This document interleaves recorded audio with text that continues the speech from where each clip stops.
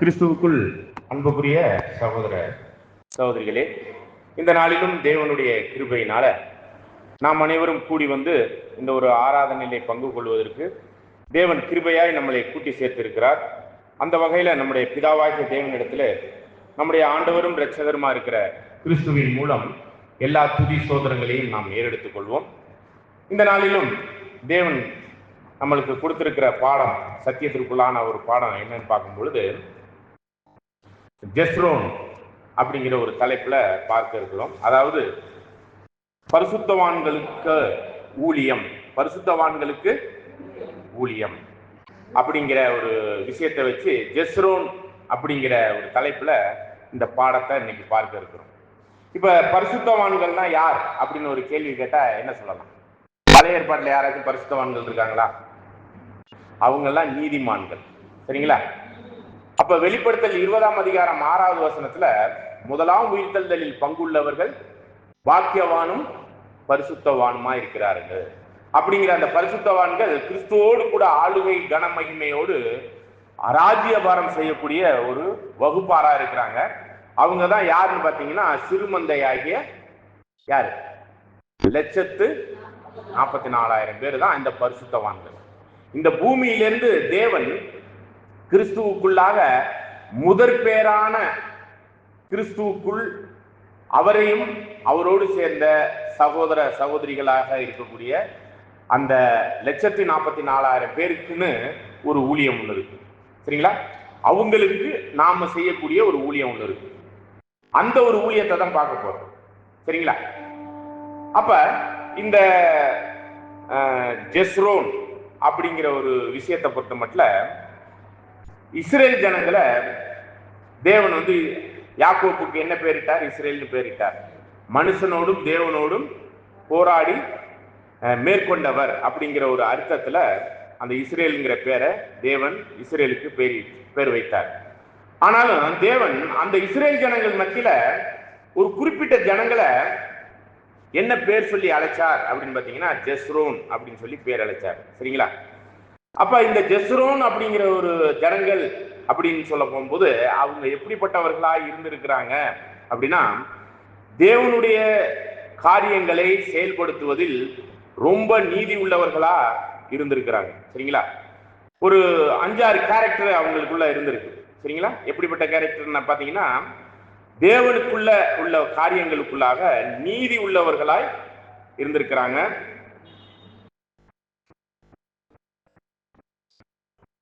எதா இருந்தாலும் straight and ஃபார்வர்டுன்னு சொல்லுவோம்ல, அந்த மாதிரி ஒரு குணலட்சணம் உள்ள ஒரு ஜனங்களாக இருந்திருக்கிறாங்க.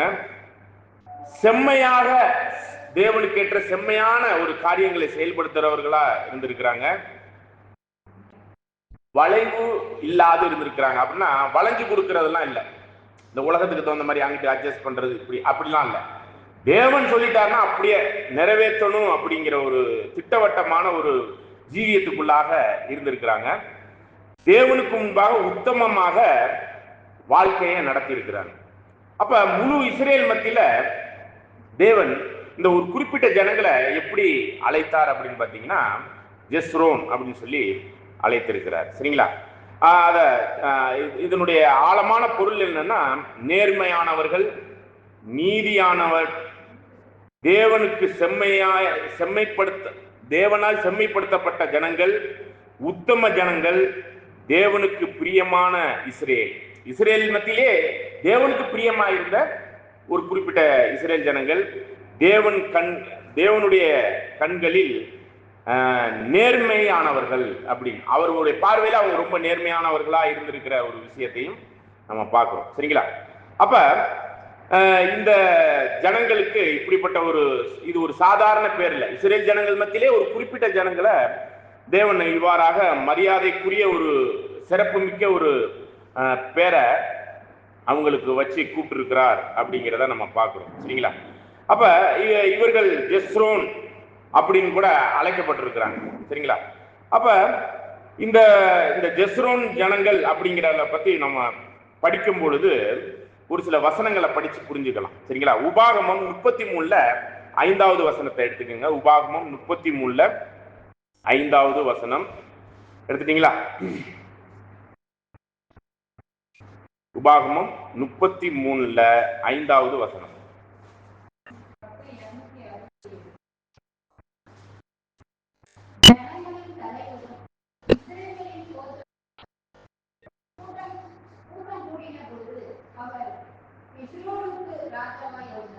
பாருங்க, அவர் எஸ்ரோனுக்கு ராஜாவாக இருந்தார். அப்ப அந்த அந்த குறிப்பிட்ட ஒரு ஜனங்களுக்கு அவர் அந்த உண்மை உள்ள, நீதி உள்ள, உத்தமமாய் நடக்கிற, தேவனுடைய காரியத்திற்கு உரிய ஒரு விஷயத்துல முற்றிலும் அர்ப்பணிக்கப்பட்டவர்கள், எதற்கும் வளைந்து கொடுக்காம அவர் கேட்ட பரிசுத்த ஜீவியத்தை ஜீவிக்கக்கூடிய ஒரு ஜனங்களாக இருக்கிறவங்களுக்கு பேர் தான் என்னது? எஸ்ரோனுக்கு ராஜாவாக இருந்தார். அதிலே 26வது வசனத்தையும் வாசிக்கலாம் பாருங்க.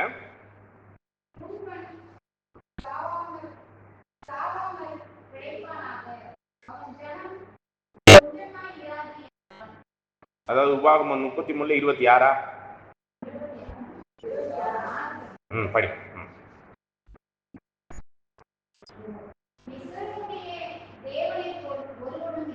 அப்ப அந்த எஸ்ரோன் என்கிற ஒரு குறிப்பிட்ட ஜனங்களுக்கு உரிய அந்த தேவன், அதான் நம்முடைய யெகோவா தேவன்.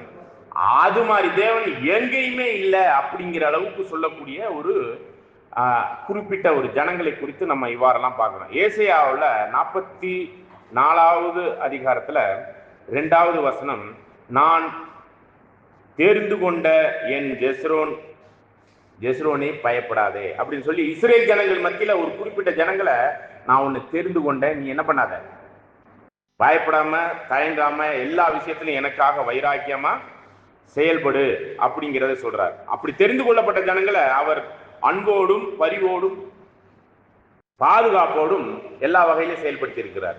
இப்படிப்பட்ட இந்த ஜெஸ்ரோன் அப்படிங்கிற ஜனங்கள் இப்படியெல்லாம் தேவனுடைய பாதுகாப்புக்குரிய ஒரு ஜீவிகளா இருந்த பொழுதும் அவங்கள ஒரு சில பேர் உபாகமம் 32:15 படிக்கும் பொழுது அந்த வசனத்தை எடுத்து படிங்க. உபாகமம் 32:15. இப்படிப்பட்ட ஜனங்களா இருக்கிற இவர்கள் மத்தியிலும் ஒரு சில பேர் எப்படிப்பட்டவர்களாகவும் இருந்திருக்கிறாங்க அப்படிங்கிறதை புரிந்து கொள்ளலாம். படிங்க.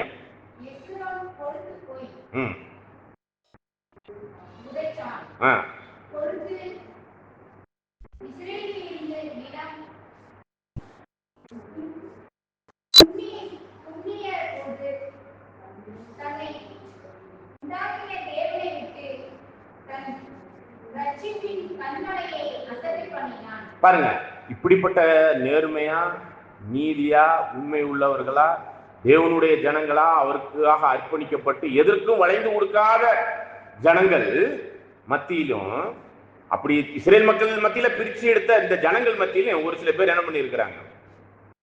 வணங்கா கழுத்துள்ளவர்களாய் பின்வாங்கினவர்கள் இருந்திருக்கிறாங்க.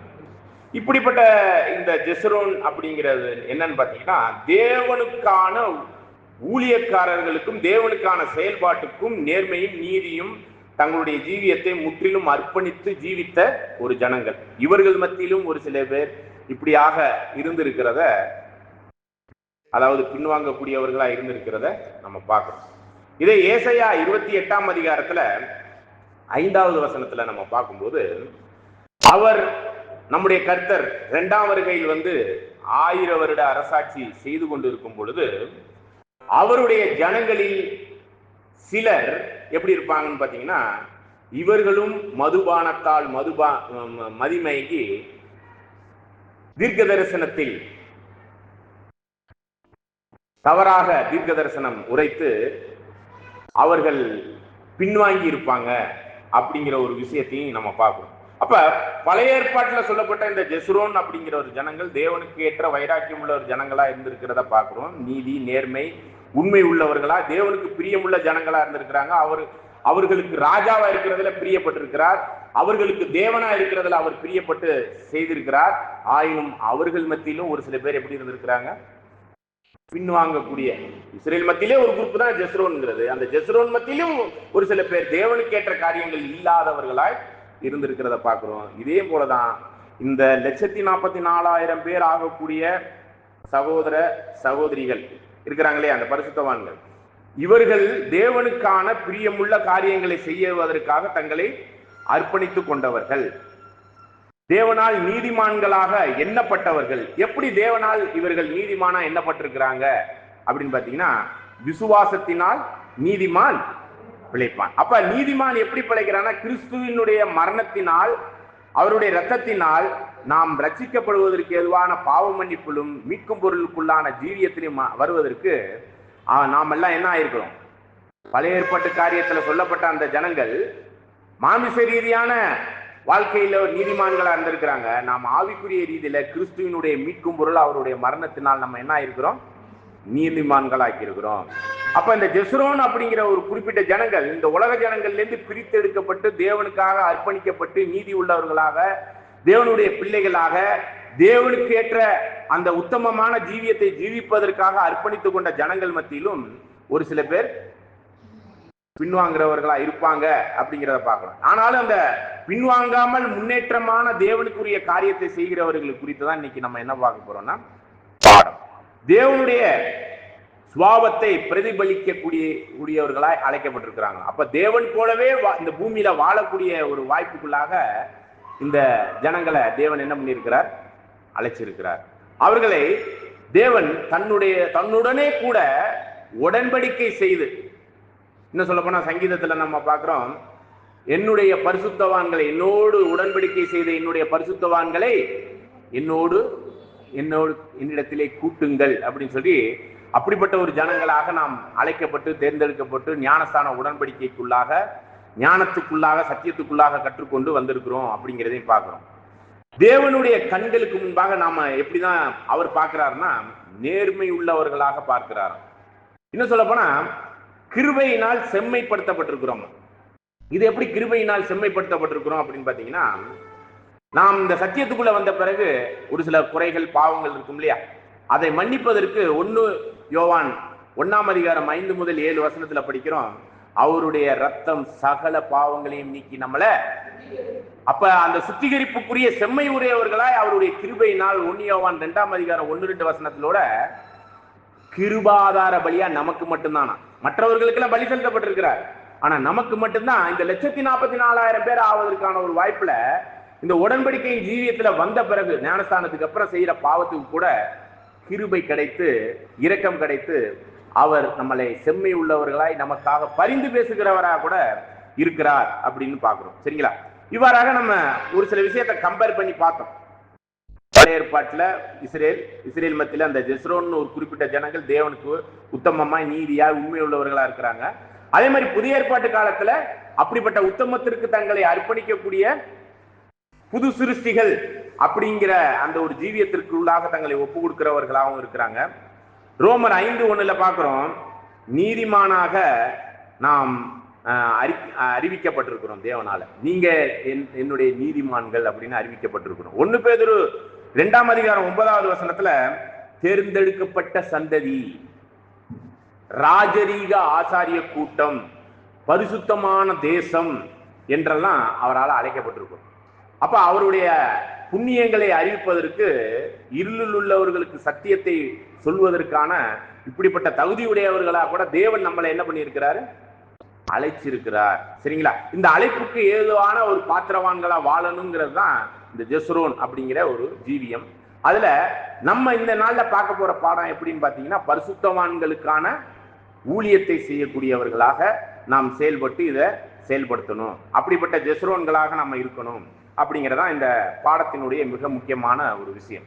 ஆக ஜெஸ்ரோன் என்பது தேவனோடு உடன்படிக்கைக்குள் வாழும் நேர்மையான ஜனங்களின் அடையாளங்களாக நம்ம இந்த உலகத்துல இருக்கிறோம். இந்த உலகத்துல உள்ளவர்கள் நம்மளை பார்க்கும்போது இவங்க மாதிரி ஒரு ஜனங்களை நம்ம இதுவரை பார்க்கலையே.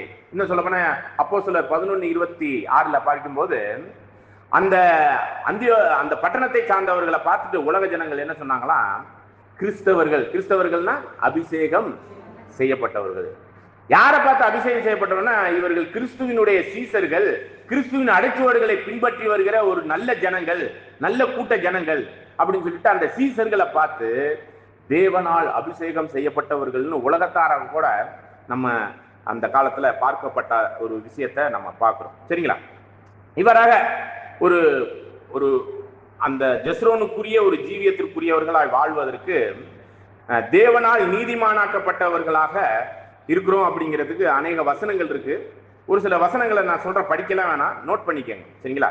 ரோமர் 3ஆம் அதிகாரம் 22 24, ரோமர் 4ஆம் அதிகாரம் 3 முதல் 8, ரோமர் 5ஆம் அதிகாரம் 1வது வசனம், ரோமர் 5ஆம் அதிகாரம் 17 முதல் 19, 2 கொரிந்தியர் 5ஆம் அதிகாரம் 21, பிலிப்பியர் 3ஆம் அதிகாரம் 9, தீத்து 3ஆம் அதிகாரம் 5 முதல் 7. இதெல்லாம் தேவன் நம்மளை என்னவா சொல்றாருன்னா, நீங்க நீதிமான் ஆக்கப்பட்டுட்டீங்க. எப்படி அப்படின் போது, கிறிஸ்துவுக்குள்ளான அந்த மீட்கும் பொருளுக்குள்ளான விசுவாசத்துல நம்ம அர்ப்பணிக்கும் போது, விசுவாசத்தினாலே நம்ம என்ன ஆயிடுறோமா, நீதிமான் ஆயிரும் சரிங்களா. தேவனால் தேர்ந்தெடுக்கப்பட்ட ஒரு ஜனங்களாகவும் இருக்கிறோமா. இப்படி நீதிமான் ஆக்கப்பட்டதுனால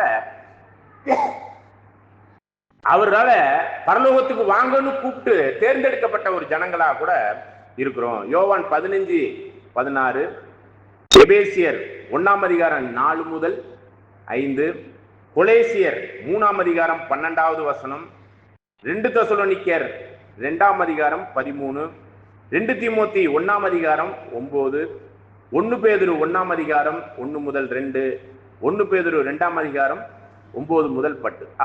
அப்ப இந்த இடத்துல எல்லாம் என்னன்னு பாக்குறோம்னா, தேர்ந்தெடுக்கப்பட்ட ஆசாரிய கூட்டமாக அவருக்கு பலி செலுத்தத்தக்கவர்களாய் அந்த அவருக்கு ஏற்ற அந்த உத்தம ஜீவியத்தை ஜீவிப்பதற்காக நாம் இந்த பூமியிலிருந்து, எப்படி இஸ்ரேல் ஜனங்கள் மத்தியிலிருந்து ஜெஸ்ரோன்னு ஒரு குரூப்பை தேவன் தேர்ந்தெடுத்து அவர்களுக்கு தேவனாகவும் அவர்களுக்கு ராஜாவா இருந்தாரோ, அதே மாதிரி நம்மளை இந்த உலகத்திலிருந்து பிரிச்சு எடுத்து நம்மளுக்கிட்டேருந்து இப்படிப்பட்ட ஒரு ராஜரீக ஆசாரிய கூட்டமாக அவர் எதிர்பார்க்கிறார் அப்படிங்கிறதை பார்க்கிறோம்.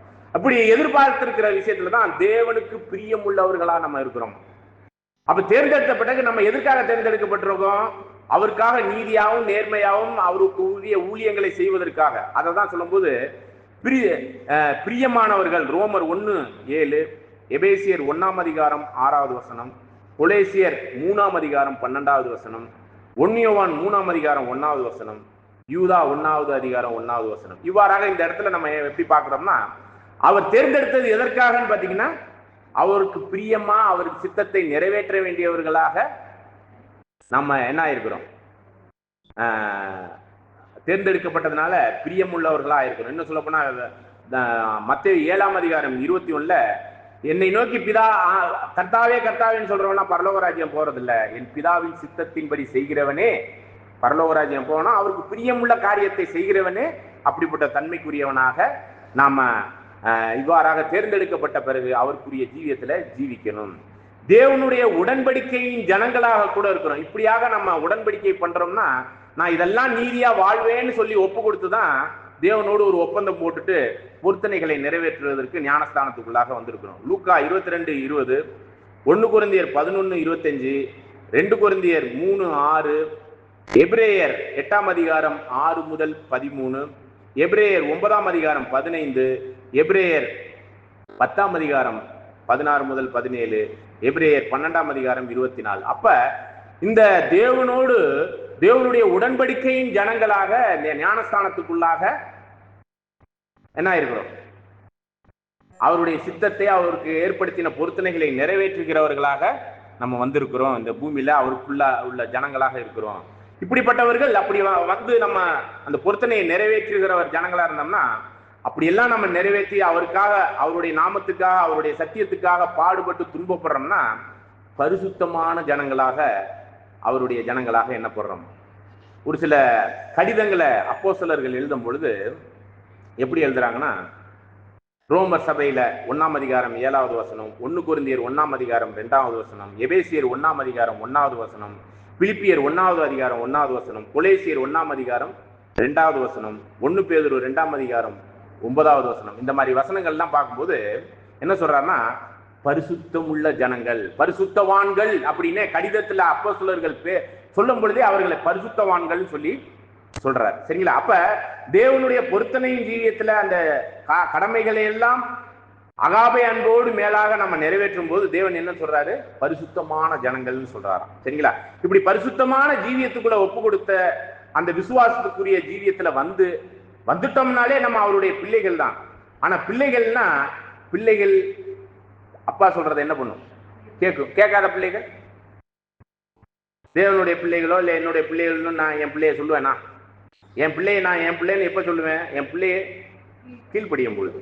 அப்ப அப்படிப்பட்ட ஒரு பிள்ளைகள் ஆவதற்கான ஒரு விஷயத்திலையும் யோவான் 1ஆம் அதிகாரம் 12 முதல் 13, ரோமர் 8ஆம் அதிகாரம் 14 முதல் 17, கலாத்தியர் 3ஆம் அதிகாரம் 16, 26, கலாத்தியர் 4ஆம் அதிகாரம் 6 முதல் 7, 1 யோவான் 3ஆம் அதிகாரம் 1 முதல் 2. இது கூட இந்த வசனத்தை கூட விசேஷ விதமா நாம் தேவனுடைய பிள்ளைகளா இருக்கிறோம். நாம் இனி எப்படி இருப்போம் தெரியாது. அவர் வெளிப்படும் பொழுது அவர் இருக்கிற வண்ணமா இருப்போம்னு சொல்லிட்டு இந்த வசனங்கள்லாம் நம்மளை உச்சிதமான அவருடைய வாக்குத்தத்தின் பிள்ளைகளாகக்கூடிய ஒரு விஷயத்துல ரோமர் 8ஆம் அதிகாரம் 17-18 வசனங்களின்படியே நம்ம அப்படிப்பட்ட வாக்குத்தத்தின் ஜனங்களாக நம்ம அவருடைய பிள்ளைகளா இருக்கிறோம். நீங்க இதை நோட் பண்ண கூட வேணாம், வாட்ஸ்அப்ல அந்த வசனங்கள்லாம் நான் அனுப்பிட்டேன், நீங்க அதை ஷேர் பண்ணிக்கணும்.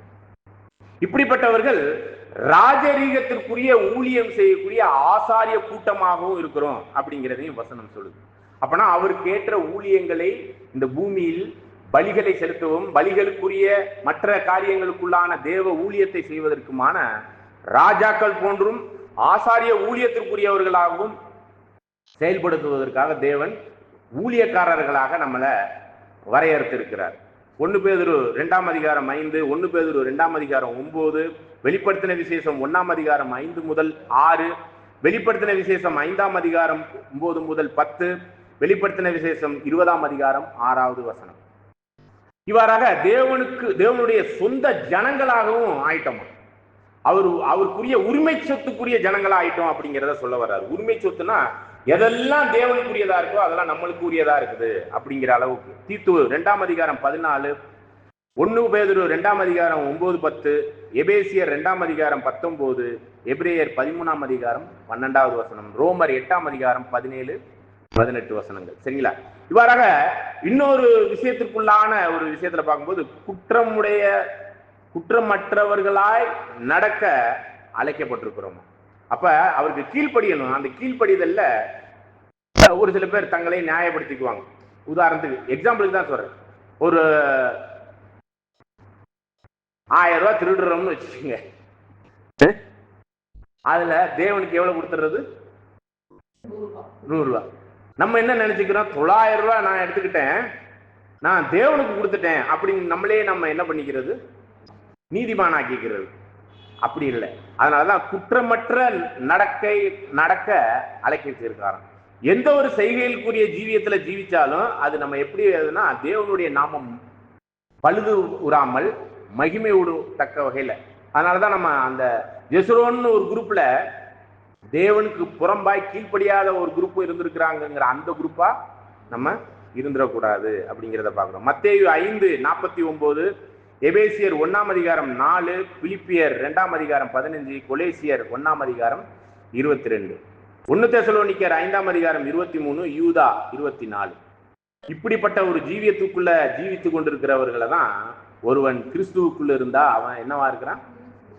அப்ப 2 கொரிந்தியர் 5ஆம் அதிகாரம் 17, கலாத்தியர் 6ஆம் அதிகாரம் 15, எபேசியர் 2ஆம் அதிகாரம் 10, எபேசியர் 4ஆம் அதிகாரம் 24, கொலேசியர் 3ஆம் அதிகாரம் 10. இப்படிப்பட்ட புது சிருஷ்டிக்குரிய ஜீவிகளாக பரலோகத்துல இந்த பழைய சிருஷ்டியாகி இந்த மாமிசமும் ரத்தமும் போக போறதில்ல.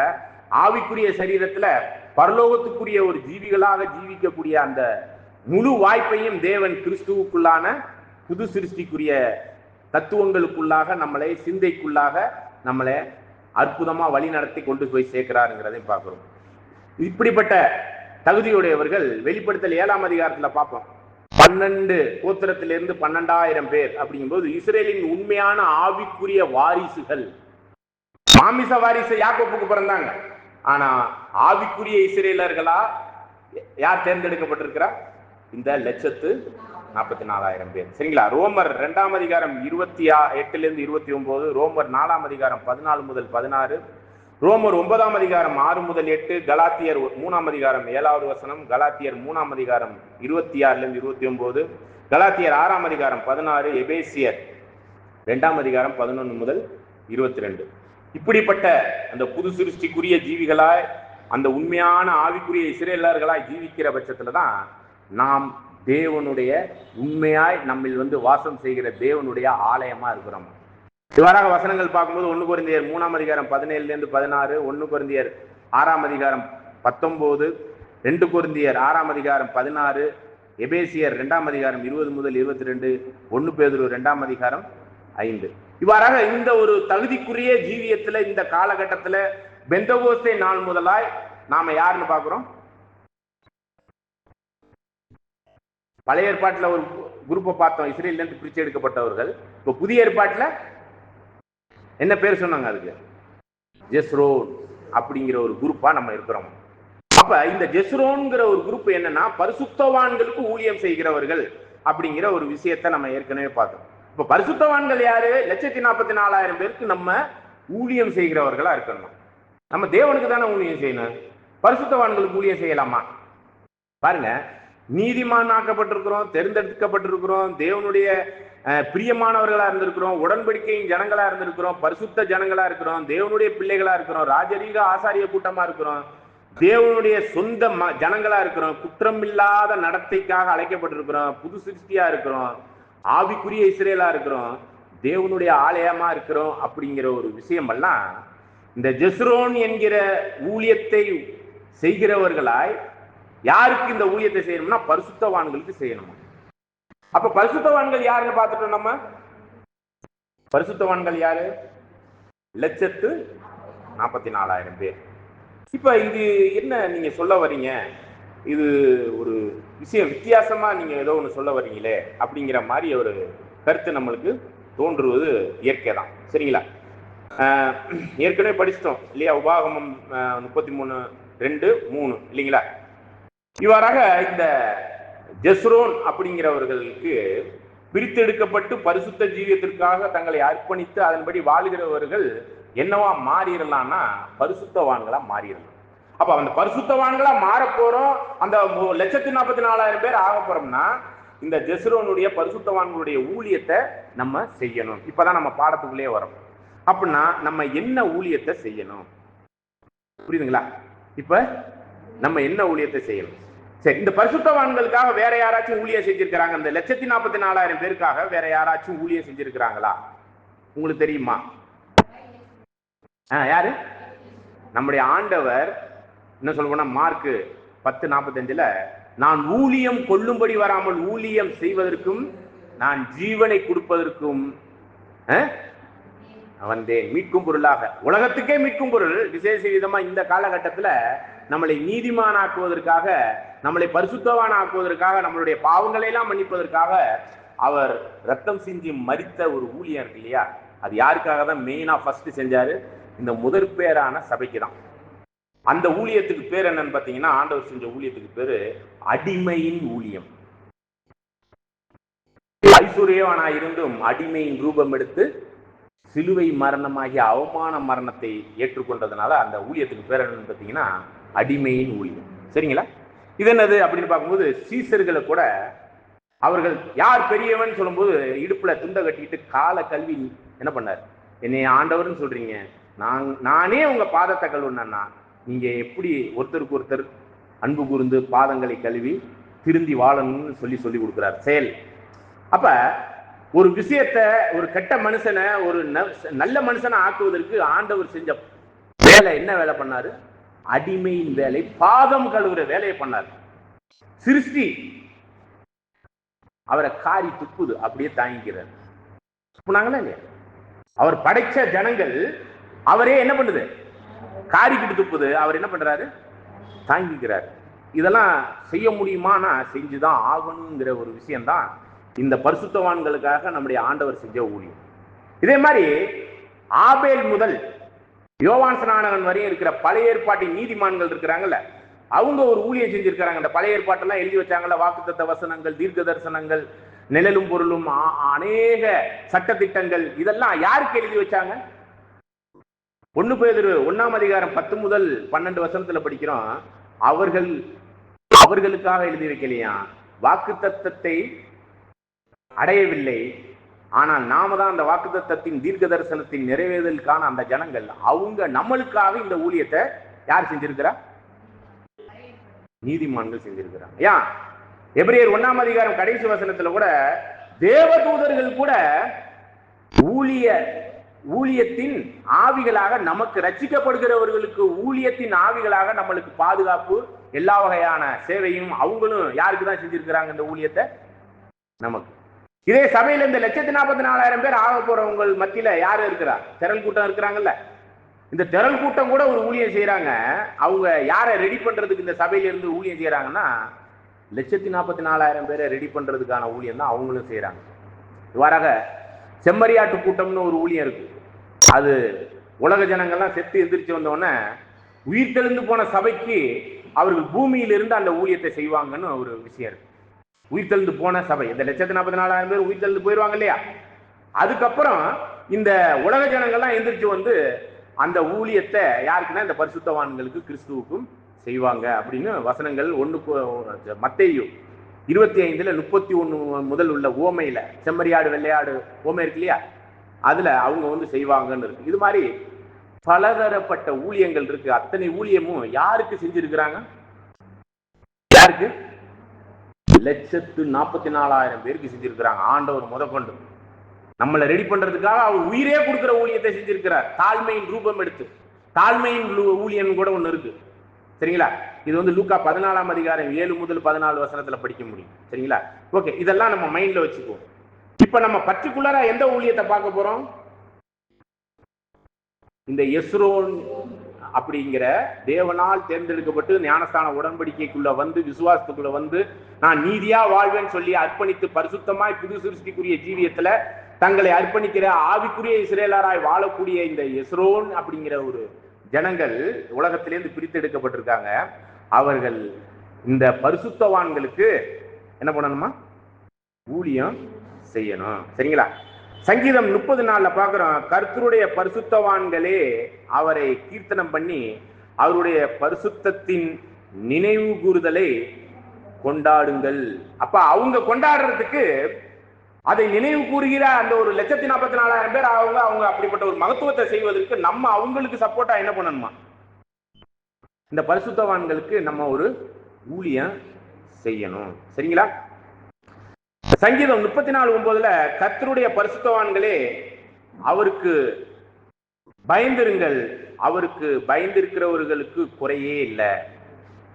அப்ப எந்த குறையுமே இல்லாம வாழக்கூடிய அந்த பரிசுத்தவான்கள் இந்த பூமியிலும் சரி, நித்தியத்திற்கும் சரி, அவர்கள் என்ன பண்றாங்க? அவருக்கு பயப்படுதல். அப்பனா இந்த ஞானத்தின் ஆரம்பம் தான் பயப்படுதல் பார்க்கிறோம். சத்தியத்தை தெளிவாக அறிகிற அறிவுக்குள்ள அவங்க இருக்கிறாங்க.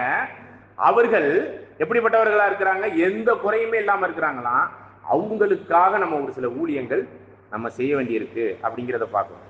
தேவன் சொல்றாரு சங்கீதம் 55 பலியினாலே என்னோடு உடன்படிக்கை பண்ணின என்னுடைய பரிசுத்தவான்களை என்னிடத்தில் கூட்டு. அப்ப உலகத்துல இருந்து நம்மளை பிரிச்செடுத்து நம்மளை என்ன இருக்கிறார்னா பரிசுத்தவான்களா ஞானஸ்தானத்துக்குள்ளாக நம்மளை கூட்டி இருக்கிறார். இப்படி கூட்டி இங்க கூப்பிட்டு வந்து வச்சதுல இங்க இருந்து நம்ம எங்க போறோம்? அதை என்னிடத்தில் கூட்டுங்கன்னு சொல்லி பரலோகத்துக்கு கூப்பிட்டு இருக்கிறார். சரிங்களா? அப்ப தேவனுடைய பரிசுத்தவான்களுடைய ஆலோசனை சபையில் மிகவும் பயப்படத்தக்கவர் நம்முடைய தேவன். அப்படிப்பட்ட பரிசுத்தவான்கள் நம்மை சூழ்ந்திருக்க அனைவரும் அஞ்சப்படத்தக்கவர்களா இருக்கிறோம் கர்த்தருக்கு. அப்ப அவருடைய ஆலோசனை, அந்த சத்தியம், அதெல்லாம் கேட்பதற்காக தான் இந்த கூடுகையில வந்து இருக்கிறோம் இல்லைங்களா? அந்த ஒரு விஷயத்துல அவர்களுக்கான ஒரு சில ஊழியங்கள் இருக்குதுங்கிறத மட்டும் புரிஞ்சுக்கலாம். இந்த வசனம் பாருங்க, சங்கீதம் 116:15 கர்த்தருடைய பரிசுத்தவான்களின் மரணம் அவர் பார்வைக்கு அருமையா இருக்குது. கர்த்தருக்கு இந்த பரிசுத்தவான்க சாவாங்கல்ல, செத்துட்டா யாருக்கு அருமையா இருக்கான்? யாருக்கு? நம்முடைய யெகோவா தேவனுக்கு அருமையா இருக்கும். ஏன்? இந்த 1,44,000 பேர் செத்துட்டா தேவனுக்கு அருமையா இருக்கான். சாவணுமா வாழணுமா? இந்த 1,44,000 பேர் பூமியிலே வாழணுமா சாவணுமான்னு கேட்கிறேன். பதில் சொல்ல மாட்டீங்களா? சாவணும். செத்தாதான் இந்த மாமிசத்தை விட்டு போனாதான் ஆவிக்குரிய சரீரத்துல தேவனோட இருக்க போறோம். அப்ப எப்படா தேவன் என்ன யோசிச்சுக்கிட்டு இருக்காரு தெரியுங்களா? எப்படா இந்த பரிசுத்தவான்கள்லாம் அப்ப அப்படி சாகக்கூடியவர்களுக்கு தேவனுடைய மகிமையான அந்த கனமகிமை சாகாமைக்குரிய பாத்திரத்துல அவர்களும் தேவத்தன்மைக்குரிய கிறிஸ்துவுக்குரிய தன்மையில அந்த கனமகிமையில ஜீவிக்க போறாங்க இல்லையா? அவர்களுடைய மரணத்துக்காக நம்மளும் சப்போர்ட் பண்ணி உழைக்கணும். இப்படிலாம் இந்த ஊழியத்தை செய்யும் போது நம்மளும் அந்த பரிசுத்தவான்கள் ஆவோங்கிற ஒரு நம்பிக்கையில இதை செய்யணும். நம்ம அவர்களுக்கு செய்யறோம்னா ஒருவேளை நீங்களும் நான் பரிசுத்தவான்களா அப்படிப்பட்ட தன்மையில மறிச்சிட்டோம்னா இல்ல வாழ்றோம்னா, மற்றவர்கள் இந்த ஒரு ஊழியத்தை செய்வதற்கு பிராக்டிஸ் பண்றதுக்காக தான் இந்த ஒரு ஊழியத்தை, ஜெஸ்ரோன் ஊழியத்தை நம்மளுக்கு தேவன் வைத்திருக்கிறார். ஜகரியா 14ஆம் அதிகாரம் 5வது வசனத்துல படிக்கிறோம், அவர் பூமியை நாயந்திருக்கும் போது அவருடைய பரிசுத்தமான அந்த தூதர்களோடு கூட வந்து பூமியை எல்லாரோடு கூட வந்து நாயந்திருப்பார். அப்ப அப்படிப்பட்டவர்களுக்கு செய்யற ஊழியம் இருக்கு இல்லையா, அதை ப்ராப்பரா செஞ்சோம்னா நம்ம கூட அந்த ஒரு வாய்ப்புல ஒருவர்களா இருப்போம். இதே மத்தேயு 24, 25, 31 கூட பாக்குறோம். நம்முடைய ஆண்டவர் என்ன பண்ணுவார், அவருடைய பரிசுத்த தூதரோடு கூட சிங்காசனத்தில் அமர்ந்து எல்லா பரிசுத்த தூதர்கள் சொல்லி இந்த 1,44,000 பேரை பத்தி சொல்றாரு. சரிங்களா? இப்ப இந்த பரிசுத்தவான்களுக்கு உள்ள ஒரு விஷயத்துல அவங்களுக்கு என்ன ஊழியம் செய்யறது? நம்ம இப்ப நம்மளுக்குள்ளதான் அந்த பரிசுத்தவான்கள் இருக்க போறாங்க. அவங்களுக்கு என்ன ஊழியம் செய்யறது? ஒரு சிம்பிளா ஓப்பனா ஒரு விஷயத்தை பார்த்துட்டோம்னா ரொம்ப ஈஸியா புரிஞ்சிடும். ஒரு சில இடத்துல வசனங்கள்லாம் எப்படி இருக்குன்னு பாத்தீங்கன்னா, அதாவது அவர்களுக்கு குறையா இருக்கிறதுக்கெல்லாம் நம்ம சப்போர்ட் பண்ணணும், அவங்களுக்கு காசு பணம் கொடுக்கணும் அப்படின்னு வசனம் இருக்கு. ஆனா காசு பணத்தை பத்தி சொல்லல, சப்போர்ட் பண்ணணும் தான் சொல்லியிருக்கு, வந்து காசு பணத்தை பத்தி கொடுக்கவே சொல்லல. ஏன்னா காசு பணம் வாங்கிட்டு ஊழியம் பண்றாங்கன்னா அவங்க சபையாகவே வாய்ப்பு ரொம்ப குறைவு. அப்ப அவங்களுக்கு நம்ம என்ன வகையில அவர்களுக்கு சப்போர்ட் பண்ற ஒரு ஊழியத்தை செய்யறது?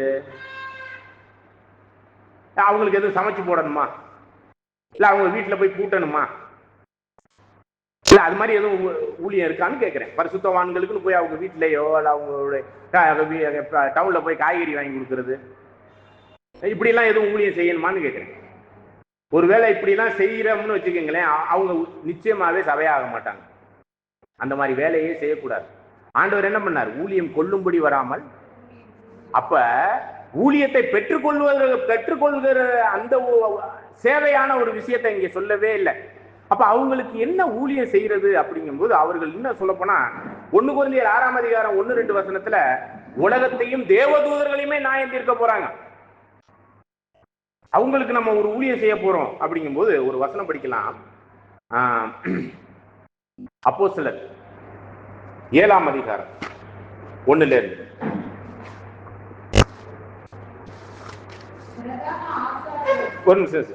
6ஆம் அதிகாரம் 1-2. இப்ப பாருங்க, இதுல பரிசுத்தவான்கள் யாருன்னா அப்போஸ்தலர்கள். நல்லா கவனிச்சுக்குங்க. அந்த காலகட்டத்துல பரிசுத்தவான்கள் யாருன்னா அப்போஸ்தலர்கள். இந்த காலகட்டத்துல யாருன்னா அது மாதிரி ஒரு ஜீவிக்கிறவங்க, ஊழியம் நீதியா வாழ்றவங்க, பரிசுத்தத்தை காத்துக்கொள்ளுகிறவர்கள், தேவனுடைய அந்த புது சிருஷ்டிக்குரிய ஜீவியத்துல பாவமானதை எல்லாம் விட்டு விலகி நீதிக்கு பிழைத்து பரிசுத்தத்தை காத்துக்கொள்ளுகிற ஒரு குரூப் மக்கள் இருப்பாங்க. நிச்சயமாவே நம்ம எல்லாம் கொஞ்சம் குறைவுள்ளவர்களா இருப்போம். அப்படி குறைவுள்ளவர்களா இருக்கிற நாம இன்னும் நம்ம பரிசுத்தமாகணுங்கிறப்ப அவங்களுக்கு ஒரு சில வேலை ஊழியங்கள் இருக்குங்க. யாருக்கு? அப்போஸ்தலர்களுக்கு. அந்த காலகட்டத்தில் அந்த மாதிரி வேலையை நாம எடுத்து செய்யறது தான் இந்த ஜெஸ்ரோனுடைய ஊழியக்காரர்கள், அதாவது பரிசுத்தவான்களுக்கான ஊழியமா நம்ம செய்ய போறோம். இந்த இடத்துல என்ன செஞ்சாங்கன்னு படிங்க.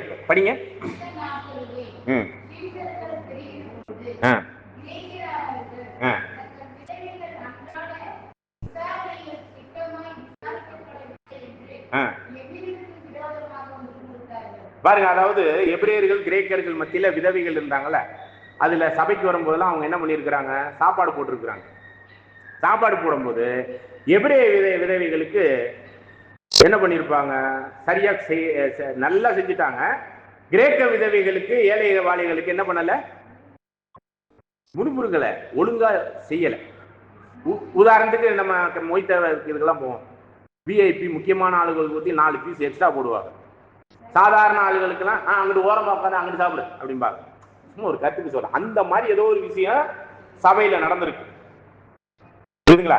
என்ன சொல்ல அப்படின்னா, அந்த அப்போஸ்தலர்களுடைய பாதத்துல எல்லாரும் சொத்து சொத்தெல்லாம் வித்துட்டு வந்து அந்த பாதத்துல வச்சிருவாங்களாம். அவங்கதான் எல்லாருக்கும் சமமா பிரிச்சு கொடுப்பாங்க. இந்த வேலையெல்லாம் யார் பண்ணிக்கிட்டு இருந்திருக்கா? அப்போஸ்தலர்கள். இந்த இதுல என்ன ஆயிடுச்சுன்னா, அப்போஸ்தலர்கள் அதுல நிறைய வேலை ஊழியம், சத்தியத்தை சொல்றது, சபையை நல்வழியில பரிசுத்தவான்களுக்குரிய ஜீவியத்துல வழி நடத்துறது, இந்த மாதிரி ஊழியம் பண்றதுக்கே இவங்களுக்கு டைம் இல்லாதப்ப சோறு போடுறது, குழம்பு ஊத்துறதுங்கிற ஊழியமும் யாருக்கு வந்திருக்கு? எக்ஸ்ட்ரா யாருக்கு வந்திருக்கு? அப்போஸ்தலர்களுக்கு வந்திருக்கு. சரிங்களா? அப்ப சோறு போட்டு குழம்பு ஊத்திக்கிட்டு இருந்தா எப்ப இந்த ஊழியத்தை போய் ஆண்டவர் சொல்லிட்டார், உலகமெல்லாம் சென்று சிருஷ்டிகளுக்கு சுவிசேஷத்தை அறிவின்னு சொன்னா இந்த சபையில உள்ளவர்களுக்கு சோறு போடுறதா வேலையா அப்படின்னு ஒரு கேள்வி கூட இருந்தது. ஆனா சோறு போடணுங்கிறது உண்மை. ஆனா சோறு போடும் பொழுது, சாப்பாடு போடும் பொழுது என்ன ஆச்சு, அதுல பிரிவினை பண்ணியிருக்கிறாங்க. ஒரு சில பேர் நல்ல சாப்பாடு இல்லைன்னா குறைவான சாப்பாடு, ஒரு சில பேருக்கு ஒரு சில யாக்கோப்பு 2ஆம் அதிகாரத்துல கூட இருக்கு, இந்த பணக்காரனுக்கு மட்டும் கவனிக்கிறது, மோதிரம் போட்டவனுக்கு, ஏழை பாலிகள்லாம் அங்கிட்டு போய் ஓரமா உட்காரு அப்படிங்கிறது. இது சபையில நடந்திருக்கு. இப்படிலாம் நடந்தது தான் என்ன சொல்றாருன்னா, சரிசமமா பகிர்ந்து கொடுக்குற அந்த வேலையும் அப்போஸ்தலர்களே செய்ய முடியல. அப்படிங்கிறப்போதான் அப்போஸ்தலர்கள் என்ன பண்ணாங்க படிங்க, அவங்க என்ன பண்ணாங்களோ அந்த ஒரு விஷயத்திற்குரிய ஒரு சில ஊழியர்களை அவர்கள் ஏற்படுத்தினார்கள். சரிங்களா? அந்த ஊழியத்துக்கு பேர் தான் என்னது, பரிசுத்தவான்களுடைய நாம செய்யக்கூடிய ஊழியம். என்னன்னு படிக்கலாம் பாருங்க.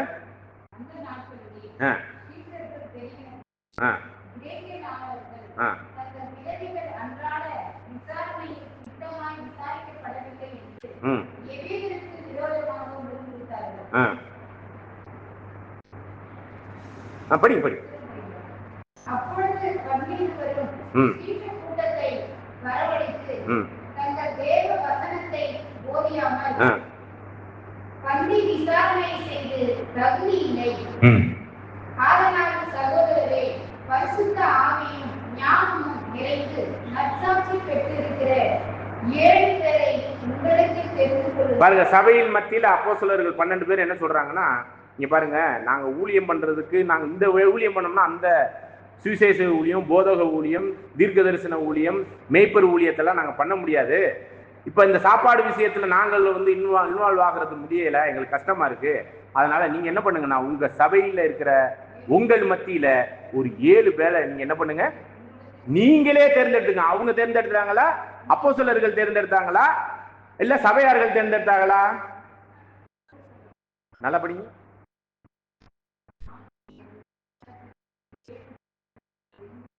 உங்களில் நாங்க தேர்ந்தெடுக்கிறோம்னா சொன்னாங்க. அதாவது உதாரணமா அந்த அப்போஸ்தலர் ஊழியத்துக்கு வெளியில இருந்து போதகம் பண்ண வர்றவங்க எங்களெல்லாம் வச்சுக்கீங்களேன் சும்மா. ஆனா அந்த 7 பேரை யார் தேர்ந்தெடுக்கணும்னு சொல்லப்பட்டிருக்கு? அப்போ உங்களுக்குள்ள நீங்களே தேர்ந்தெடுத்துக்கங்கன்னு சொல்லப்படுது. நாங்களாம் தேர்ந்தெடுக்க கூடாது. புரியுதா? புரியுதுங்களா? எந்த வேலை? எந்த வேலை?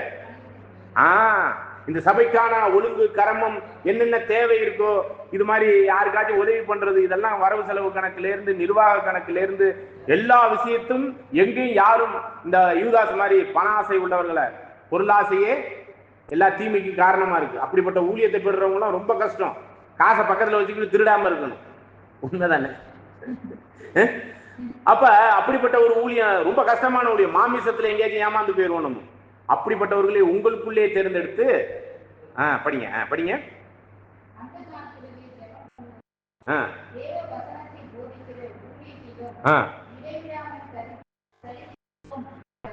நாங்க வந்து என்ன பண்றோம்னா, தேவனோடு அந்த சத்திய ஜீவியத்துல போதிக்கிறதுலயும் அப்போஸ்தலர்கள் ஜெபம் பண்ணதுலயும் நாங்க இருக்கிறோம். நீங்க என்ன பண்ணிக்கங்க, தயவு செய்து இந்த சபை ஊழியத்துல உள்ள ஊழியங்களை, நாங்க செய்ய வேண்டிய ஊழியத்தை, அப்போஸ்தலர்கள் செய்ய வேண்டிய ஊழியத்தை நீங்க எல்லாம் என்ன பண்ணிருங்க, செய்யுங்கிறதான் பரிசுத்தவான்களுக்கான நம்மளுடைய ஊழியம். அதற்கு இன்னொரு பேர் பழைய ஏற்பாட்டில் என்னன்னு சொல்லப்பட்டிருக்கு, என்னன்னு பேர் வச்சிருக்கிறோம், என்னன்னு பேர் தேவன் வச்சிருக்கிறார், மறந்து போச்சா? சொல்லுங்க. ஜெஸ்ரோன் ஊழியம். சரிங்களா? நேர்மையானவர்கள், நீதியானவர்கள், எதுக்கும் வளைச்சு கொடுக்காதவங்க, இப்படிப்பட்டவர்களுக்கு தான் டீக்கன் ஊழியம். சரிங்களா? அதாவது சபையினுடைய டீக்கன் ஊழியம்னு கிரேக்க பதத்தில் அது சொல்லப்படும். இப்படியாக 7 பேர் அவங்க சபையார்கள் தேர்ந்தெடுத்து வந்தாங்க. தொடர்ந்து வாசிங்க.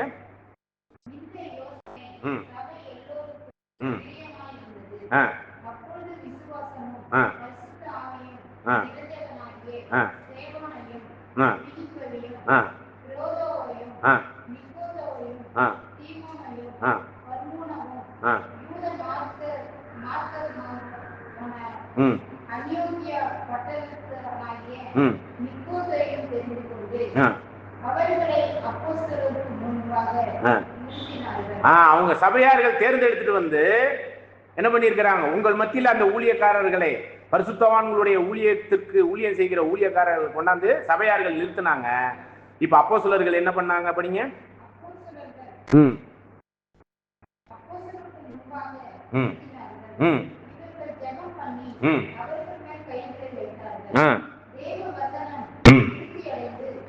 கைகளை வைத்தாங்கன்னா தலை மேல கை வைக்கிறது, தோள்பட்டை மேல கை வைக்கிறது இல்ல. அப்படி சபை தேர்ந்தெடுத்து வந்தவங்கள, சரி நீங்களே தேர்ந்தெடுத்துட்டீங்க, நீங்களே அவங்களை என்ன பண்ணுங்க, அந்த ஊழியத்துக்கு தொடர்ந்து செயல்படுத்துங்கன்னு சொல்லி அப்படி கை நீட்டி அவங்கள அந்த ஊழியம் செய்ய சொல்லுங்க அப்படின்னு சொல்றதா வந்து கையை வைக்கிறேங்கிற அர்த்தம் இல்ல. உதாரணமா யாவர் மேலேயும் கையை வச்சிடாத அப்படின்னா என்ன அர்த்தம்? ஒரு வசனம் இருக்கு 2 தீமோத்தேயுல, மூப்பர்கள் மேல் உடனே கையை வச்சிடாத அப்படின்னா ஒரு குற்றச்சாட்டுலாம் வரும், உடனே நீ என்ன பண்ணிடா அவங்க மேல குற்றம் சாட்டிடாத, அது தெளிவா விசாரிச்சுட்டு தான் அவங்க ஆமா அந்த ஆளு அந்த தப்பு பண்ணான் அப்படிங்கிற, தப்பு பண்ணியிருந்தா சொல்லிதான் ஆகணும். 2-3 சாட்சி இருந்தா. இந்த மூப்பர் இந்த ஊழியக்காரர்கள் தப்பு செஞ்சாங்கன்னா, இப்ப பேதுரு மாய்மாலம் பண்ணாரு, பவுல் என்ன பண்ணாரு, எல்லார் மத்தியிலையும் போட்டு உடைச்சி புளித்தமாவே என்ன மாய்மாலம் பண்ணாரு, புறஜாதிகளோடு சாப்பிட்டு இருந்தவர் யூதர்கள் வந்தவொடனே புறஜாதிகளோடு சாப்பிடாத மாதிரி தீண்டாமை மாதிரி பண்ணி இருந்திருக்கிறார். அது மாதிரி பண்ணி இருக்கிறார். அப்ப அந்த மாதிரி தப்பா என்ன பண்ணாரு அப்போஸ்தலர் பவுல், எல்லார் மத்தியிலும் கடிந்து கொண்டார் பவுல் பேதுருவ. அப்ப அந்த மாதிரி விஷயமும் நடந்திருக்கு. சரிங்களா, அதுவும் இருக்கும். ஆனா இதுதான் கைகளை வைத்ததுன்னா, சபையா தேர்ந்தெடுத்து வந்த அந்த ஊழியக்காரர்களை இங்க இந்த ஊழியக்காரர்கள் பரிசுத்தவான்களுக்குரிய அந்த ஊழியத்தை பண்ணி கொண்டிருக்கிற அந்த ஊழியக்காரர்கள் வந்து நாங்களும் அதுக்கு ஒத்துக்கிறோம்னு சொல்லிட்டு என்ன பண்ணுவாங்களாம், ஏற்பாடு செய்து வைப்பாங்களாம் ஜெபத்தோடு. தொடர்ந்து வாசிங்க.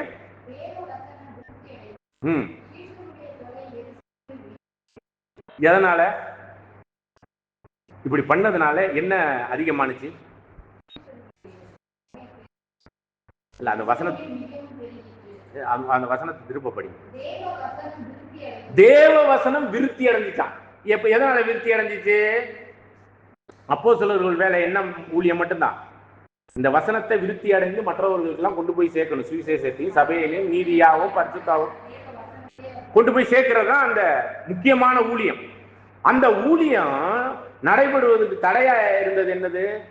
சபையில சாப்பாடு போடுறது, கிளீனிங்கு, நிர்வாக பொறுப்பு, பொருளாதார பொறுப்பு, இப்படிப்பட்ட ஒரு விஷயத்தையும் சேர்த்து செஞ்சதுனால அவங்களுக்கு தடையா இருந்துச்சு.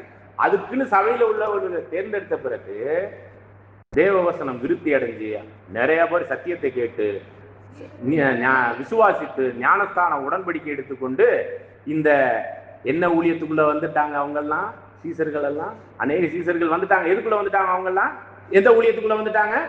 பரிசுத்தவானுடைய ஊழியத்தை பரிசுத்தவான்களுக்குரிய அந்த ஊழியத்தை செய்வதற்கு என்ன ஊழியத்துக்குள்ள வந்துட்டாங்க? அவங்கெல்லாம் ஜெஸ்ரோன் ஊழியத்துக்குள்ள வந்துட்டாங்க. இப்ப நீங்க கூட அந்த மாதிரியான உலகத்திலேருந்து புரிந்து வந்து எங்களை மாதிரி ஊழியக்காரர்களுக்கு சப்போர்ட் பண்ணணும்னா இந்த சபையினுடைய எல்லா பொறுப்புகளையும் நீங்க எடுத்து என்ன பண்ணணும், செய்யணும். அப்படி செய்யறது எப்படிப்பட்டதா இருக்கு? நீங்க இந்த கூடுகைக்கு வர்றது கூட டைம்ல வாங்க, ஒருத்தர் இன்னொருத்தருக்கு வெயிட் பண்ணாத அளவுக்கு முன்கூட்டியே வாங்க. இது கூட ஒரு ஊழியம் தான். சரிங்களா? இந்த மாதிரி சேர் போடுறதுல இந்த கிளீன் பண்றது ஏகப்பட்ட ஊழியம் இருக்கதா இல்லையா அந்த இடத்துல? அந்த ஊழியங்கள் எல்லாம் நீங்க பொறுப்பெடுத்து செய்ய வேண்டும். சரிங்களா? இதுதான் யாருக்கு செய்யற ஊழியம்? பரிசுத்தவான்களுக்கு செய்கிற ஜெஸ்ரோனின் ஊழியம். சரிங்களா? அப்ப என்ன ஆயிடுச்சுன்னு பாத்தீங்கன்னா, அதுல அந்த 7 பேர்ல ஒருத்தர் பிலிப்பு இன்னும் அதிக வைராக்கியத்தோட சத்தியம் சொல்றதுக்கும் அவருக்கு டைம் கிடைச்சிருச்சு. போய் சத்தியம் சொல்ல போய் தான் அவர் என்ன பண்ணிட்டாங்க, முதல் ரத்த சாட்சியா கல்லால் எறிந்து அந்த ஸ்தேவானா இல்லைங்களா, அவரும் அந்த 7 பேர்ல ஒருத்தர். அப்ப இந்த ஊழியத்தை செய்கிறதற்கு மனவாஞ்சை உள்ளவர்களாய் யாருக்கு ஊழியம் செய்ய போறோம்? இப்ப நம்ம ஏன் அப்படி செய்ய போறோம்னா, அவங்க செய்யற வேலையை நம்ம எடுத்து செய்யும் பொழுது நம்ம ட்ரைனிங் ஆகி அவங்கள மாதிரி ஒரு ஊழியக்காரர்களா நம்ம மாறுவதற்கு இந்த ஜெஸ்ரோன் ஊழியம், பரிசுத்தவான்களுடைய ஊழியம் ரொம்ப முக்கியத்துவம் வாய்ந்தது அப்படிங்கிறத புரிந்து கொள்ளுங்க. சரிங்களா? ஓகே. எபேசியர் 4ஆம் அதிகாரம் 12வது வசனத்துல பரிசுத்தவான்கள் சீர்பொருந்தும் பொறுத்து சுவிசேஷ ஊழியத்தின் வேலைக்காகவும் சபையின் கிறிஸ்துவின் சரீரமாகிய சபையானது பக்தி விருத்தி அடைவதற்கும் இந்த மாதிரியான ஊழியக்காரர்களை எல்லாம் என்னதுங்க ஏற்படுத்த வேண்டும். பரிசுத்தவான்களுடைய ஊழியக்காரர்கள் எல்லாம் ஏற்படுத்த வேண்டும். அது எதற்காக? ஒன்று சுவிசேஷ ஊழியம் உலகத்துல சபையினுடைய பக்தி விருத்தி அடைவது, சபைக்குள்ள அது யாருக்கு சீர்பொருந்துதல் சொல்லப்படுது? பரிசுத்தவான்களின் சீர். அப்ப நீதிமானா இருக்கிற நம்ம என்னவா மாறணும்? இப்ப இந்த எஸ்ரோன் ஊழியத்தை செய்தோம் என்றால் நம்ம பரிசுத்தவான்களுக்கு இந்த ஊழியம் செய்தோம்னா நாம் சீர்பொருந்தலுக்குரிய பரிசுத்தவான்கள் சீர்பொருந்துதல்ல நம்மளும் பரிசுத்தவான்களா ஆயிட்டோம்னா நம்மளும் யாருதான்? 144,000 பேர்ல ஒருவர். எபேசியர் 5ஆம் அதிகாரம் 3வது வசனத்துல இந்த பரிசுத்தவான்களுக்குரிய ஒரு காரியத்தை பத்தி சொல்றார். மேலும் பரிசுத்தவான்களுக்கு ஏற்றபடி வேசித்தனமும் மற்ற எந்த அசுத்தமும் பொருளாசையும் ஆகிய இவைகளில் வேர் முதலாய் உங்களுக்குள்ளே சொல்லப்படக்கூடாது. அதாவது இந்த மாதிரி ஊழியத்தை செய்கிறவர்கள் பனைமரத்துக்கு கீழே நின்று பாலை குடிக்கிறோம்னா என்ன சொல்லுவாங்க? பனைமரத்துக்கு கீழே நின்று பாலை குடிச்சா என்ன சொல்லுவாங்கன்னு கேட்குறேன். பனைமரத்துக்கு கீழே நின்று பாலை குடிக்கலாமா? அப்ப பேரளவுல கூட நம்மளை யாரும் சந்தேகப்படுற அளவுக்கு அந்த வார்த்தை வரக்கூடாது. இப்போ ஒரு சகோதரி ஒரு ரூம்ல இருக்கிறாங்க, தாய், மனைவி, பிள்ளை, மகள், இவங்களை தவிர வேற ஏதோ எதிர்பாரான மனைவியோ சரி சகோதரியோ உள்ள சகோதரனோ ஒரு ரூம்ல இருக்கிறாங்க, கதவு அடைக்கப்பட்ட ரூம்ல. உலகம் என்ன சொல்லும்? அப்ப பேரளவுல கூட வராத அளவுக்கு நம்ம என்ன பண்ணணுமா? இது யாருக்கு பரிசுத்தத்தை காத்துக் கொள்வதற்கான ஒரு விஷயம்? பாம்பை போல வினா உள்ளவர்களா இருங்க, புறாவை போல கபடற்றவர்களா இருங்கன்னு சொல்றார். எபிரேயர் 6ஆம் அதிகாரம் 10வது வசனத்துல, ஏனென்றால் உங்கள் கிரியையும் நீங்கள் பரிசுத்தவான்களுக்கு ஊழியம் செய்து வருகிறதினாலும் தமது நாமத்துக்காக காண்பித்த அன்புள்ள பிரயாசத்தையும் மறந்து விடுவதற்கு தேவன் அநியாயம் உள்ளவர் அல்லவே. அப்ப இப்படிப்பட்ட ஊழியத்தை பரிசுத்தவான்களுக்கு செய்றீங்கன்னா தேவன் அப்படியே மறந்துடுவாரா? அது அப்படியே கண்ணும் கருத்துமா நோட் பண்ணி வச்சுக்குவாராம். இவங்கெல்லாம் பரிசுத்தவான்களுடைய ஊழியத்தை செய்யறாங்க, பரிசுத்தவான்களுக்கு ஊழியம் செய்யறாங்க, இவங்க பரிசுத்தவான்களுக்குரிய தகுதி உள்ளவர்கள் சொல்லிட்டு நீதி உள்ளவராய் அவைகள் எல்லாம் மறக்காம அப்படியே அவர் என்ன பண்ணி வச்சிருப்பார்? அதற்கான பிரதிபலனை கொடுப்பதற்கு ரெடியா இருப்பார். சரிங்களா? இப்ப பாருங்க, 1 கொரிந்தியர் 16ஆம் அதிகாரத்துல 15வது வசனத்தை வாசிங்க. 1 கொரிந்தியர் 16ஆம் அதிகாரம் 15வது வசனம். சகோதரரே, ஸ்தேவானுடைய வீட்டார், ஸ்தேவான் யாரு? முதல் ரத்த சாட்சி, அந்த 7 பேர்ல ஒருத்தர் இருக்கார் இல்லையா, அவரை பத்தி தான். சரிங்களா? படிக்க முடியுமா? படிங்க. 1 கொரிந்தியர் 16:15. 16:15. சகோதரரே, ஸ்தேவானுடைய வீட்டார் ஆகாயா நாட்டில் முதற் பலனானவர்கள் என்றும் பரிசுத்தவான்களுக்கு ஊழியம் செய்யும்படிக்கு தங்களை ஒப்புவித்திருக்கிறார்கள் என்றும் அறிந்திருக்கிறீர்களே. இந்த ஸ்தேவான் வீட்டார், அவர் செத்து போயிட்டார், அந்த குடும்பத்தினர் என்ன பண்ணியிருக்கிறாங்க? பரிசுத்தவான்களுக்கு ஊழியம் செய்யறத என்னவா வைத்திருந்திருக்கிறாங்க? ஒப்புவித்திருக்கிறார்கள். அந்த ஒப்புவித்திருக்கிறார்கள்னு ஒரு விஷயம் இருக்கு இல்லையா, ஆங்கிலத்துல அந்த வார்த்தை இங்கிலீஷ் பைபிள் எப்படி இருக்கு தெரியுங்களா? Addicted to ministry to the saints அப்படின்றது. அடிக்டட்னா என்னது? அதற்கு முற்றிலுமே அடிக்ட் ஆயிட்டாங்க அப்படின்னு சொல்லுவோம்ல, அப்படின்னு என்னது?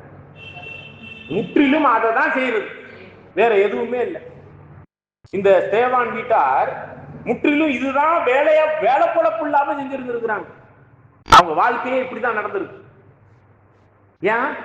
தங்களும் ஸ்தேவான் போன்ற ஒரு பரிசுத்தவானாய் அவரோடு பாடுபட்டு, கிறிஸ்துவோடு பாடுபட்டு அந்த மகிமை அடையணுங்கிறதுக்காக இப்படிப்பட்ட ஊழியங்களை யாருக்கு செஞ்சாங்க இவங்க? இந்த வசனத்தை படிக்கும்போது பரிசுத்தவான்களுக்கு தங்களை ஊழியத்திற்காக ஒப்புவித்தார்கள். சரிங்களா? இப்படியாக சகோதரர்கள் மட்டும்தான் இப்படி 7 பேருன்னு பாத்தீங்கன்னா, ஒரு சகோதரி ஒருத்தி இப்படிப்பட்ட ஒரு ஊழியத்தை செஞ்சிருக்கிறா. அவரை என்ன சொல்லிட்டாங்க? போதும், இந்த ஊழியம் அவங்க நிறைய பரிசுத்தவான்களுக்கு ஊழியத்தை நிறைய செஞ்சிட்டாங்க, இனிமே அவங்களை பரிசுத்தவான் லிஸ்ட்லயே சேர்த்துருங்கன்னு சொல்லிட்டு ரோமர் 16ஆம் அதிகாரம் 1வது வசனத்தை படிங்க. ரோமர் 16:1. ரோமர் 16:1.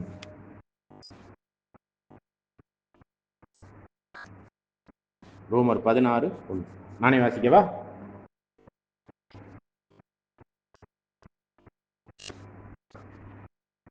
கெங்கரேயா ஊர் சபைக்கு ஊழியக்காரியாகிய, இந்த ஊழியக்காரினா யாரு? யாருக்கு ஊழியம் செஞ்சுக்கிட்டு இருந்திருக்காங்க இவங்க? கெங்கரேயா ஊர் ஊழியக்காரியாகிய நம்முடைய சகோதரி பெபேயாள். இந்த பெபேயாள்ங்கிற சகோதரி கெங்கரேயா ஊர்ல அந்த ஊர் சபைக்கு என்னவா இருந்திருக்கிறாங்க? பரிசுத்தவான்களுக்கு ஊழியக்காரியா இருந்திருக்கிறாங்க. அப்படி ஊழியக்காரியா இருந்ததுனால அப்போஸ்தலர் பவுல் சொல்றாரு, படிக்க முடியுமா? படிங்க. 16:1 ரோமர் 16:1.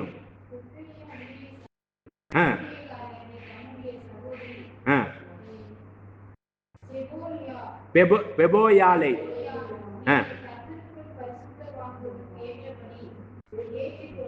பாருங்க, அவங்கள அந்த பரிசுத்தவான்களுடைய ஊழியத்தெல்லாம் அவங்க செஞ்சு சிறப்பா செஞ்சு முடிச்சுட்டாங்க, நல்லா செஞ்சுக்கிட்டு இருக்கிறாங்க.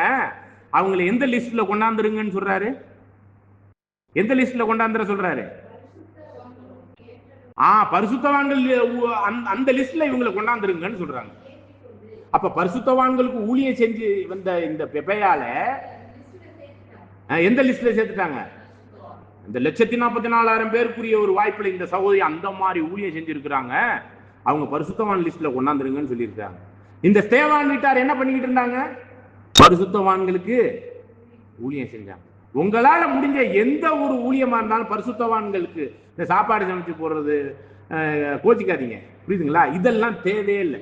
ஒருவேளை நாங்க அந்த சாப்பாட்டுக்காகவோ இல்ல உங்கள்கிட்ட இருந்து காணிக்க வாங்கிட்டு நாங்க இந்த ஊழியம் பண்றோம்னு வச்சுக்கோங்களேன், எங்களுடைய ஊழியம் பரலோகத்தில் எழுதப்பட்டே இருக்காது. பொக்கிஷம் பரலோகத்தில் சேர்க்கப்படவே படாது. ஆனா இந்த உங்க பன்ருட்டி சபையில எத்தனை ஊழியங்கள் பெண்டிங்ல இருக்கு. நாங்க வெளியூர்ல இருந்து வந்து தானே இதை செய்ய வேண்டியிருக்கு. அந்த பொறுப்பெல்லாம் ஏற்றுக்கொண்டு நீங்கள் செய்கிறவர்களா இருக்கிற பட்சத்துல அப்படிப்பட்ட ஊழியம் தான் என்ன ஊழியம் பார்க்கிறோம்? என்ன ஊழியம்? பரிசுத்தவான்களுடைய ஊழியம். அந்த ஊழியத்துக்கு பேர் என்னன்னா பழைய ஏற்பாட்டில் என்னது? ஜெஸ்ரோன் ஊழியம். இப்ப ஜெஸ்ரோன் ஊழியம்ங்கிறது என்னது? என்ன ஊழியம்? பரிசுத்தவான்களுக்கு நாம் சப்போர்ட்டா செய்யக்கூடிய ஒவ்வொரு வேலையுமே இந்த பரிசுத்தவான்களுடைய ஊழியமா இருக்கு. இந்த ஊழியத்தை செய்வதற்கு, இந்த ஊழியத்தை செய்யக்கூடிய முழு பொறுப்பும் யார்கிட்ட தான் இருக்கு? இப்ப யார்கிட்ட இருக்கு? எங்கள்கிட்ட இருக்கா? எங்களை பேராவணி சபையிலேருந்து அந்த ஊழியம் பண்ணதெல்லாம் போதுங்க, நீங்க எங்க போங்க இப்ப போங்கன்னு சொல்லிட்டாங்க. இப்ப நீங்க எல்லாம் கிளம்பி எங்களுக்கு ஊழியம் பண்ண எப்போ வர்றது? அப்ப முதல்ல நீங்க என்ன பண்ணணும்? பரிசுத்தவான்களுடைய ஊழியத்தை செய்யணும். அவங்களுக்கு அப்புறமாட்டி பரிசுத்தவானுக்குனே இருக்குது ஒரு சில ஊழியம், அவங்க செய்ய வேண்டிய ஊழியம், அதை நீங்க பொறுப்பெடுத்து செய்யணும். அந்த பரிசுத்தவான்களா இந்த பூமியிலே எல்லார் மத்தியிலும் நீங்கள் அந்த பரிசுத்த ஜீவியத்திற்குள்ளாக அர்ப்பணித்திருக்க வேண்டும் என்பதே இந்த நாளுக்கான பாடமாக உணர்ந்து, அதற்குரிய அர்ப்பணிப்புல தேவனுடைய அந்த ஜெஸ்ரோன் ஜனங்களுடைய ராஜா நம்முடைய ஆண்டவர் கிறிஸ்து, இந்த உலகத்திலே இல்லாத ஒரு தேவன் நம்முடைய தேவன். அப்படிப்பட்ட தேவன் யாருக்கு ஜனங்களா இருக்கிறேன்னு சொல்லியிருக்காரு? இந்த ஜெஸ்ரோன் அப்படிங்கிற ஜனங்களுக்கு. அப்படிப்பட்ட உங்களுக்கான தேவன், நமக்கான தேவன், அப்படிப்பட்ட ஜெஸ்ரோனுக்கு உரிய ஒரு பங்கை அடைவதற்கு நீங்க ஆல்ரெடி சத்தியத்தை கேட்டு நீதிமானாகப்பட்டு, விசுவாசித்து நீதிமானாக்கப்பட்டு, ஞானஸ்தான உடன்படிக்கையை எடுத்து ஊழியத்துக்குள், ஜெஸ்ரோன் ஊழியத்துக்குள் வந்தாச்சு. ஆனா செய்யறோமா அப்படிங்கிறத உணர்ந்து அதற்கான முழு முயற்சி என்னென்ன செய்ய முடியுமோ அத்தனையும் செய்து வெற்றி சிறக்க தேவன் தாமே கிருபையோடு நம்மளை ஆசீர்வதிப்பாராக.